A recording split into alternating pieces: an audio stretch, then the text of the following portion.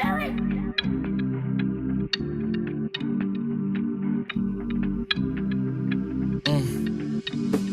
in her, throw up the sex in her.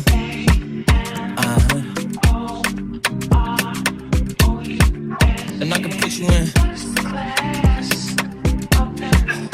I can put you in. Hop in her, throw up the sex in her.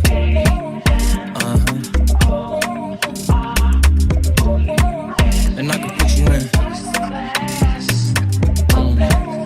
I can put you in.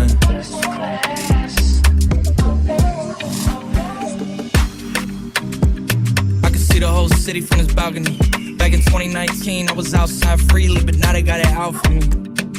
I don't care what frat you was in, you can't out for me. Keep dreaming. Pineapple juice, I give a sweet semen. I know what they like, so I just keep cheesing. Hard drive full of heat seeking. Tryna come the same day as Jack rethinking. You don't need Givenchy, you need Jesus. Why do y'all sleep on me? I need reasons.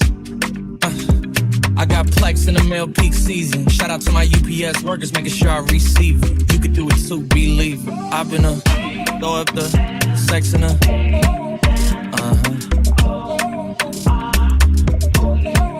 And I can put you in. I can put you in.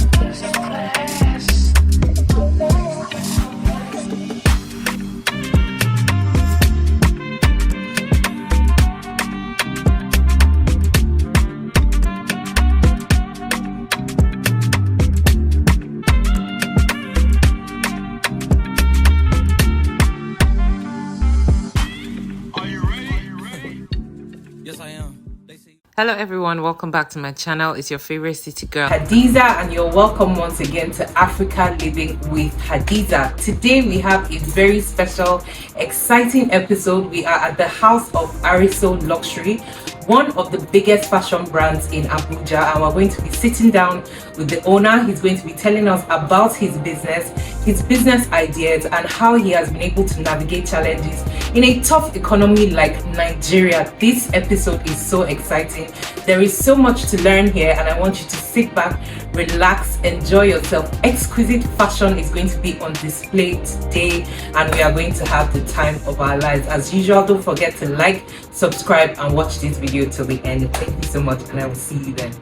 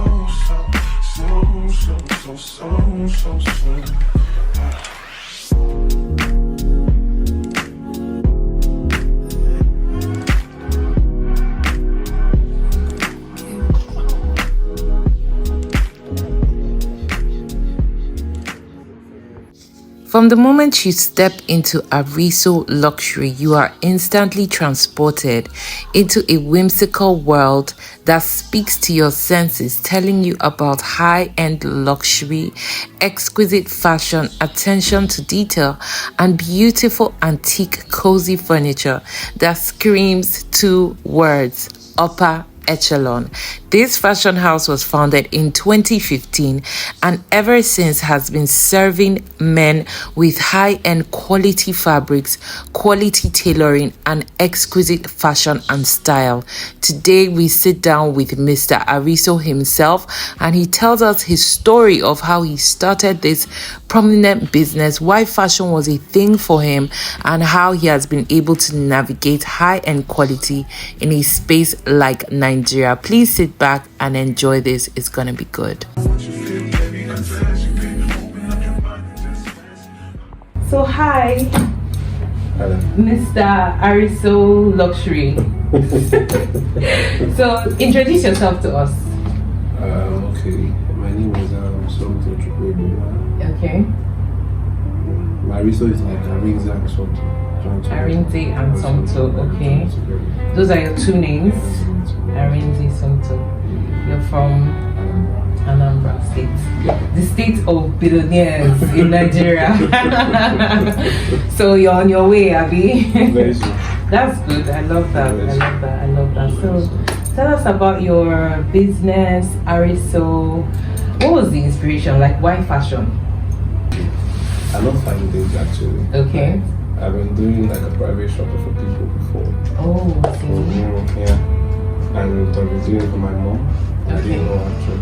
She used to call me back those days to come and pick up. She wants to prepare some money, she wants to pick it up. Mm-hmm. But then it was more or less like disturbing me and all that. It's trying, right? So after I have it, proceeded to me finishing school and trying to get a good job and all that. But I don't really, every time I find myself surrounding things, I wasn't happy actually. Okay. Yeah. So most times I'll actually travel to do it on the side hustle. And anytime I do it, it's something to sell out. And people are like, do you have more? So I've been doing it for a very long time, but I never considered it as a business actually. Yeah. I think that was 2000 and 2015 Okay. when the whole dollar thing came up. So I was like, I can put this on my own instead of going there to buy the Gucci and the LV and still come back to Nigeria to be here. Although my brother actually said I can start, I was very started.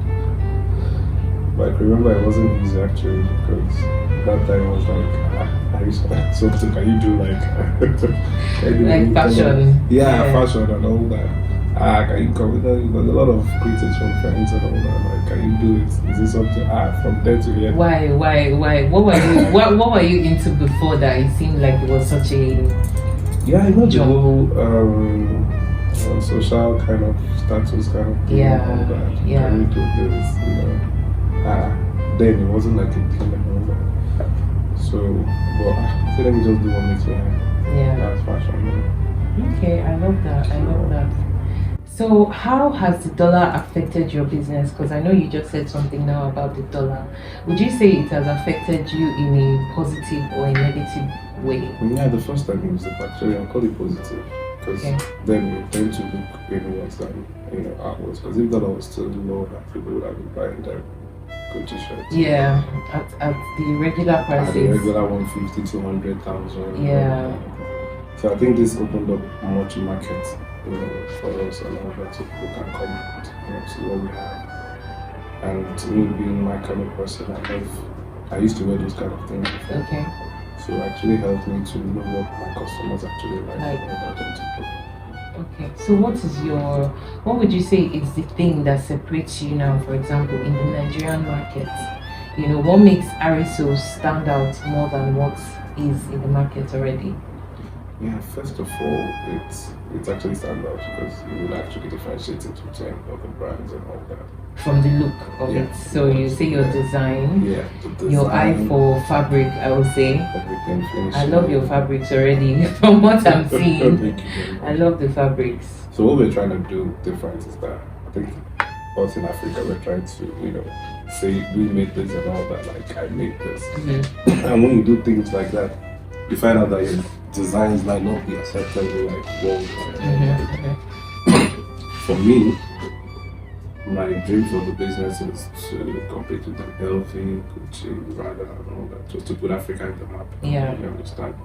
We do more of like contemporary where like everybody can wear it. I'm not into like a culture, monoculture kind of thing. Yeah. Just hold that thought. I want you to. Okay.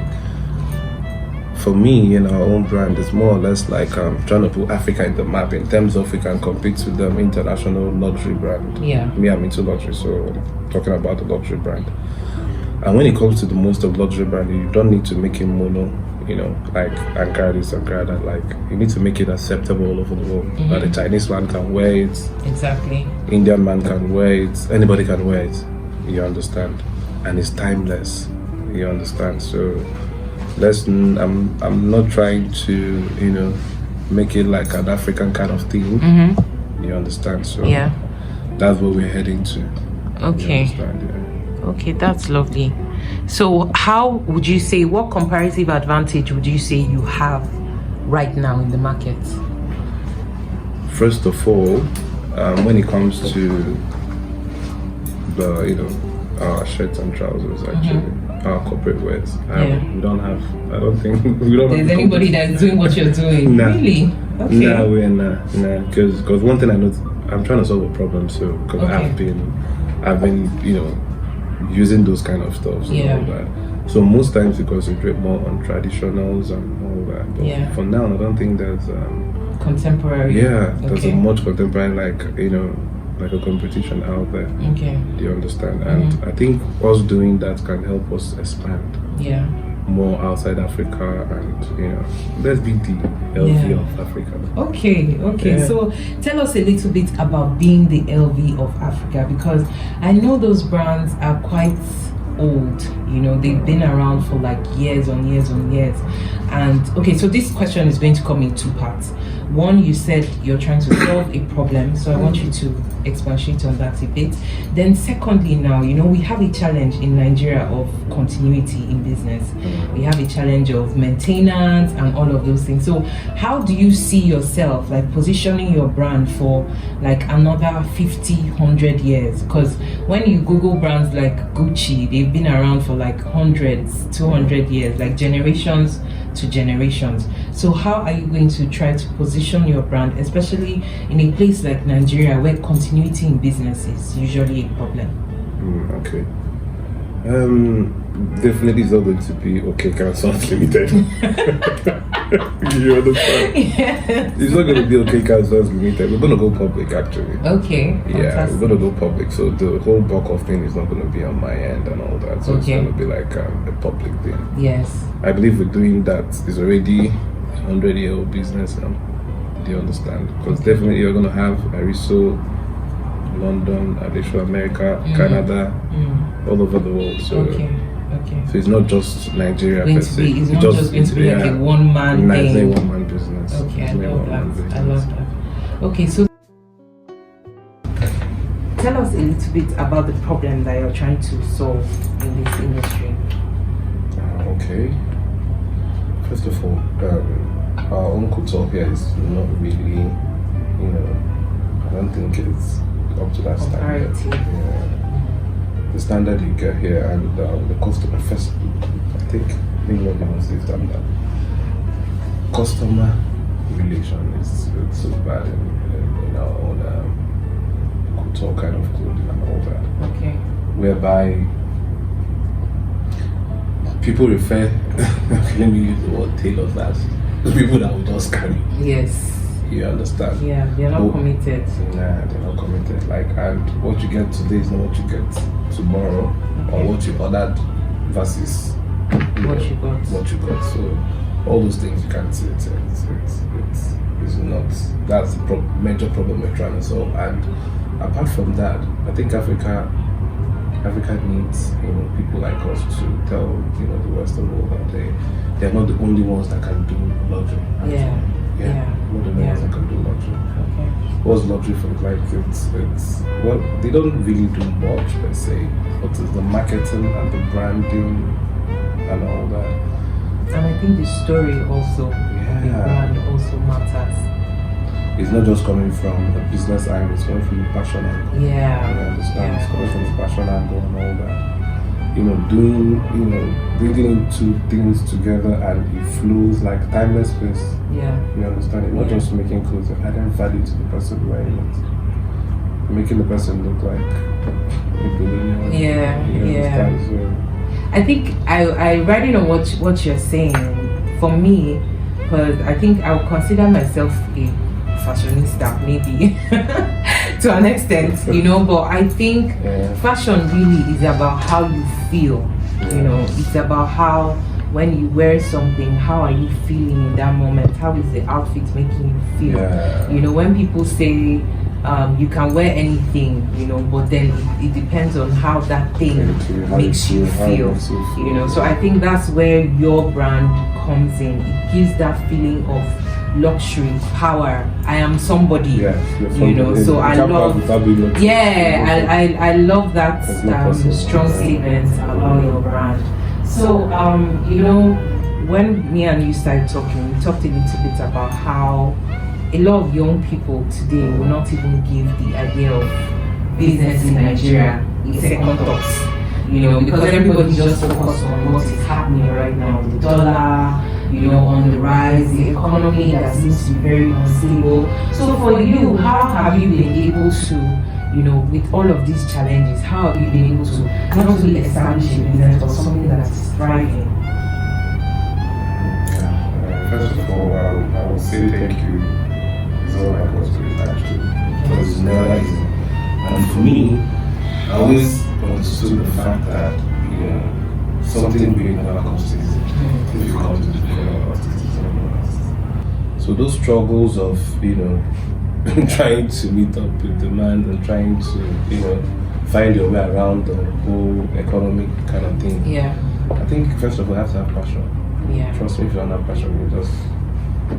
Sometimes after making a product, you might actually go at a loss, and you do another one because you have passion.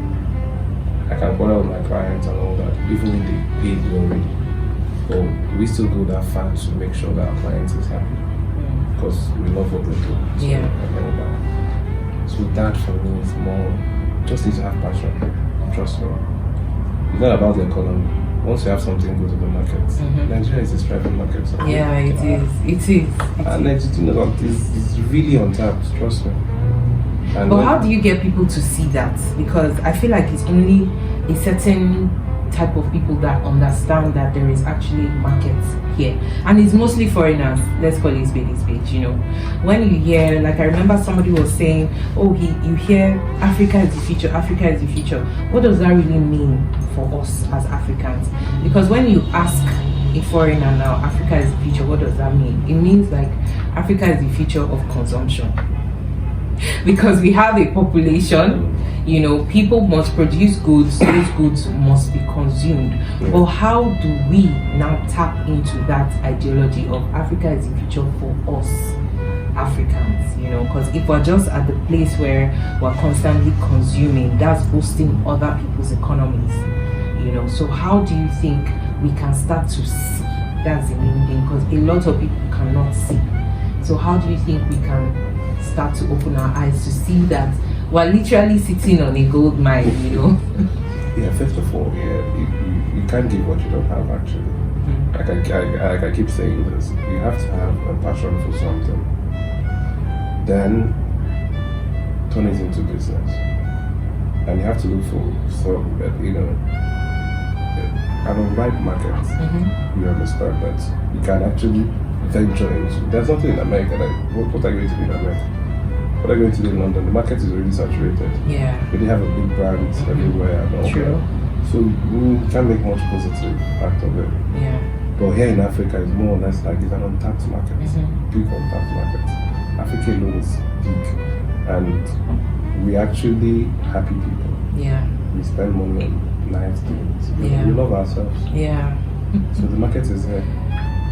You understand? The market is not over there. Nobody cares what you wear about and all that. True. Few people and all that. Even the medium class, they wait for Christmas to buy new clothes. Yeah.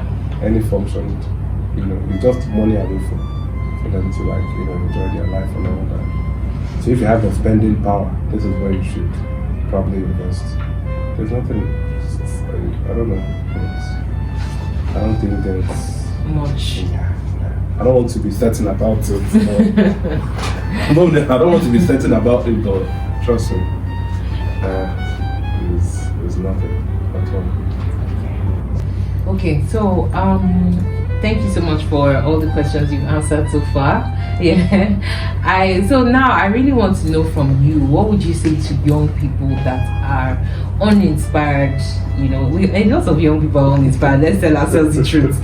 People are jabbering every day, every single day as we speak. You know, and not only is it hurting, you know, the society, the family you leave behind and all of those things, it's hurting our economy, because the truth is those are human resources that are going to build up another person's economy. And as we've seen from the world, nobody is coming to save Africa. You know, we have to save ourselves. So I want you, what would you say to people that are, you know, uninspired, you know, jaded about the situation of the country, and maybe, you know, they have a little bit of hope, they want to try, but we know that it's not easy. So what can you say to encourage people who are in that situation? Okay. First of all, I have to start, you know, I'm a very religious person. Okay. Do you understand? Because I believe that everybody has a destiny which you're supposed to fulfill in life. And first of all, you need to communicate with your God to give you, you know, great inspiration for you to, you know, give you that grace to know why you were created, what you're good at. You understand? Once God blesses you with that, start from wherever you are. Even if I say one bedroom, half bedroom, start from wherever you are. Do the little you can do at that moment, and just keep praying and keep, because it's not easy anyway. At all. Even abroad, it's not easy. So it's not like there's a shortcut for it. There's no shortcut for it. You need to start from the scratch. Make sure you learn everything you need to learn. Everything you need to learn. I had to go and learn from Abuja people and all that. Really? Yeah, I did. Yeah. Wow. Because I needed to know the, you know, apart from opening up a shop and, you know, doing this, you need to know the inside. So you know how much they're selling hemming, you know how much they're selling this, you know how much they're selling pieces of it, 15 naira of this bottle. How many days can this thing do for you? So you're not just starting a business just because you know, just want to make money. You need to know everything about your business. That's how you can actually go. So it's time. Don't look at all those people that have made it. If they tell you their life story, that's what most of people don't say. Don't say how they started. Once you see a finished product, you feel like, I need to be in Louis Vuitton, I need to be in I need to do this. No, you always had a process. Somewhere, exactly. Of course, I have a process. I always give this analysis. In life, everything God created has a betting stage and a full mature stage. And each stage comes with different issues. Until you grow to be an hero tree and nothing, even when anything cannot carry it. That's why I'm making it a brand. So you need to just start from F to C. It's very difficult, I won't lie to you. But with God by your side and with passion, each day is a new day for you. Each day is a new day for you. And before you know it, you're already there. This is my 7th year. Wow. I started from the back end, trust me, from the back end. Tell us about that. I want to hear your story for what your story is, because like you rightly said, people, a lot of the big businesses we see in Nigeria are finished products. Everybody knows that Dangote is one of the richest men in Nigeria, Tony Elumelu and the rest, but how did they start? You know, a lot of us don't know that story, and that is actually the story that we can relate with. You understand? So I want you to tell us about that backyard. How did you start? Okay, first of all, you know that thing they say you started with one machine? Before, I thought it was a joke actually, trust me. Because I used to read about Gucci, LV and all that. LV was a refugee actually. I heard that. He came from a camp, started and all that. But now nobody knows that story. You understand? But, so I read about most of them and them big brands. They never started big. No. They started from their backyard. So at the point when I wanted to start, it was more or less like, I just came out from a job and I had to quit and all that. So from that one machine, got one machine. Inside my room, I was still making clothes. So you were making the clothes yourself in the beginning? Yes, I was trying to be perfect. But my brother said, once you start collecting people's clothes, I can never forget that. He said, once you start collecting people's clothes, that's when you started the business. I said, okay, let me just. I can remember one of my friends, I just collected his clothes. Papa did it. I paid, I said, wow, okay. thinking, this thing after that. I have a picture of that, I can't forget. The picture at the backyard.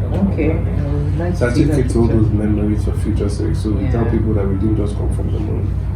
Or we didn't just started like, just collected money from people, opened up shop. So we had phases. Had a lot of phases.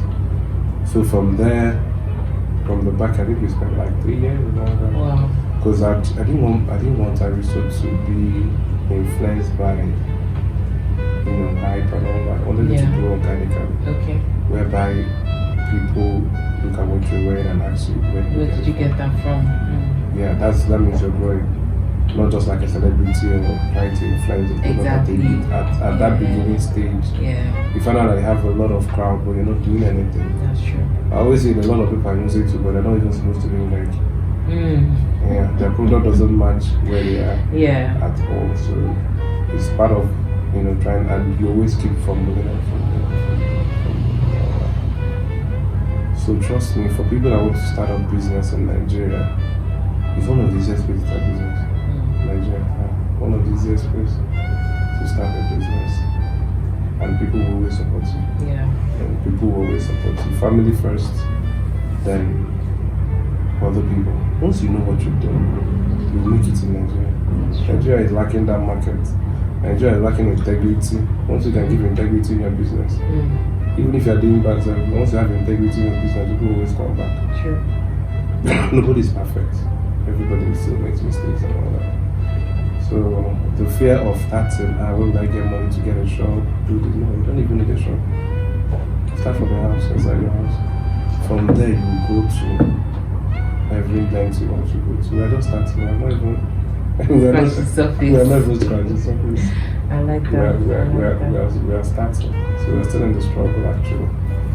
We're still in the struggle. Okay, so I hope you will still open your doors for us when we come to Ariso London, Ariso Canada, Ariso Italy, and everywhere. I love it. How do you deal with your difficult customers? Like, how do you manage people? Because you spoke about customer service. Right? So I just want you to tell us a little bit, like, how do you deal with your customer? What would you say makes your own customer service offering better in the market? Okay, yeah. First of all, depending on the kind of client, because most times, when you want to start a business, you need to choose: am I going for the middle class? Am I going for the elite? You understand? Yeah. So depending on the kind of client you choose. Demographic. Thank you very much. Yeah. You know how to handle them. I've been in position to know how to handle those kind of the big guys per se. Yeah. Do you understand? So it's really not easy, but you know how to once you know how to navigate them, that's a full package on its own. Once you know how to navigate them, yeah. But make sure you always give them what they want. Yeah. And pay attention to what they ask you to do. Okay. You understand? Because most of them have a certain thing they're looking for. Yeah. They have specifics of what they're looking for, and they believe that we're going to give it to them. So we pay attention to every detail they talk about, and we can't leave them without them saying, that they are done. Do you understand? That they're happy with our product and everything. Because always calls to know, okay, is everything all right? So okay. If I was doing this in the UK, definitely I will make much more income because they appreciate bespoke, because that's what we do. Yeah. They appreciate bespoke so much. But here in Nigeria, it's more or less like cut and join. It's not this person can do. Forgetting the fact that it's not just about cut and join. You have to texture of fabric. Okay, for example, I want to do an evening wear. Some people want to do an evening wear and do work clothes. You can't differentiate between the kind of fabric you have to use for evening wear, where you're going to, all those things are not being considered, you understand? For example, someone comes to me and says, okay, fine, I go to work all the time, so I want something that, is nice, but it's more or less like a work wear. Yeah. Thank you. I know the kind of fabric to choose for that person. I know the design, I know the button, and all that. All those things play a major role. Because it's not just get fabric and cut. That's what people think. So you're not just paying for material and labor. The concept behind it. If you give 5 people the same fabric, all of them will come out different. All of them will look totally different. Yeah. So it's not. That's why I keep telling most of my clients. But here in Nigeria, we don't appreciate it. We don't appreciate this book at all. Okay, so riding on that, right? I would say that. Would you say it's a mindset thing? Because while on the one end you're saying here in Nigeria we don't appreciate bespoke, but we know that a lot of Nigerians are very high consumers of those bespoke luxury goods that come from the other side. So would you say it's a mindset thing in the sense that we've been conditioned somehow to see those things as, yes, I can definitely get quality from Rome, I can get quality from Italy because it's Gucci, so I know that it's quality, but if it's Nigeria now, I'm not sure. Because people will not blink their eyes to spend like $1,000 on like an MS slipper or something, but in Nigeria, if you say bring 50,000 for this, they will tell you why. They will give you a full capsule sheet of why they would not do that. Do you get? So would you say mindset also has a role to play, from the way we see ourselves to the way we see the things that we present in the market compared to other people? Okay, majority, most times, I think it's about the label, the name behind the item. Do you understand? If I pick up a shirt right now and change, swap the tags, even that same Gucci shirt, and put a Primark on it, you can't buy it for that price. Of course. Automatically changes your mindset. So it's more of branding concept. It's more of branding. It's not about quality. Forget quality and all that. Just about once they see Gucci LV, any price you buy it. Because it's more or less like I can afford to buy things. So it's like a status thing then. Yeah. It's more like a status thing. So how do we now get Nigerian brands to be in that same bracket? How do you put an LV, a Gucci, and an Ariso, and then people would want an Ariso over those ones? First of all, it's the passion behind the offering. Brand. Yeah. It's the passion behind the brand. And definitely you have to represent what you say. You understand? That's the major. You have to represent what you say. For me, if I wear my clothes and they don't say it's fine, I won't market it to you. But once you attract to, I've done my business. I've done everything I need to do. So the product speaks for itself. The product speaks for itself. Apart from the name and the whole thing, you have to appreciate it first. Wow, this is fine. Then before you now see, okay, yeah, it's Ariso. Because our tag is made in Nigeria. Okay. And specifically made Ariso Nigeria. So you know that this is coming from Nigeria. Yeah. This is coming. You can have a finished product like this. Pay attention to detail. Paying attention to detail is a difficult thing for us in Nigeria. It's a very difficult thing for us. And the artisans are not helping matters at all. Because we have this sharp kind of concept. People don't, when you're creating something, you're bringing life to a fabric, you understand? And this, put it in mind, you're making it for someone that has a high taste. You can't just do it just because, it has to appeal to the person first. It has to appeal to the person first. Not all Gucci shoes or Gucci clothes is fine. They don't sell out everything. Not all of them is fine. It's those ones that are fine that people are buying is fine. It's really fine and it fits what it fits things you want to wear and all that. So I think more or less like for us to get to that, high level is not a dating, you understand? Me and Ariso get more or less like the dream is outlives me. You understand? I won't be alive to see, but I know it's going there. You understand? You can't just come out and just say that. You have to brand identity, service delivery. People have to wear your product for 3-4 years. I see some of my guys, they still wear my clothes for 3 years. I say, I'm the one losing. Because you've not come back to buy more. You're still ready. You understand? But apart from that, it still tell you that after 4 years you can see where it can go.